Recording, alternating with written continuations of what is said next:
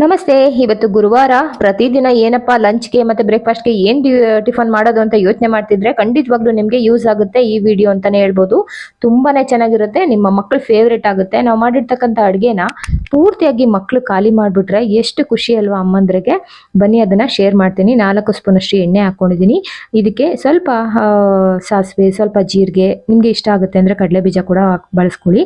ಸ್ವಲ್ಪ ಹಸಿರುಮೆಣಸಿನಕಾಯಿನ ಒಂದೆರಡು ಎಕ್ಸ್ಟ್ರಾನೇ ಬಳಸ್ಕೊಂಡು ನಂತರ ಈರುಳ್ಳಿನೂ ಕೂಡ ಉದ್ದುದ್ದಕ್ಕೆ ಕಟ್ ಮಾಡಿ ಹಾಕೊಳ್ಳಿ. ಅದು ಅರ್ಧ ಹುರಿದ ನಂತರ ಕ್ಯಾಬೇಜ್ ಅನ್ನು ಕೂಡ ಉದ್ದುದ್ದಕ್ಕೆ ಕಟ್ ಮಾಡಿ ಹಾಕೊಳ್ಳಿ. ಅದು ಯಾವ ತರ ಕಟ್ ಮಾಡೋದಂತ ನಿಮ್ಗೆ ಗೊತ್ತಿಲ್ಲ ಅಂದ್ರೆ ಕಮೆಂಟ್ ಮೂಲಕ ತಿಳಿಸಿ, ನಾನು ಟ್ರಿಕ್ ಅನ್ನ ಶೇರ್ ಮಾಡ್ತೀನಿ. ನಂತರ ಒಂದು ಟೊಮೊಟೊನ ಹಾಕೊಂಡಿದ್ದೀನಿ. ಅದಕ್ಕೆ ಸ್ವಲ್ಪ ಕೊತ್ತಂಬರಿ ಸೊಪ್ಪು, ಕಲರ್ಗೆ ಅಂತ ಅಂದ್ಬಿಟ್ಟು ಅರಿಶಿನ ಪುಡಿ, ಒಂದು ಸ್ಪೂನ್ ಅಷ್ಟು ನಾನು ಅಚ್ಕಾರದ ಪುಡಿನ ಬಳಸಿದ್ದೀನಿ.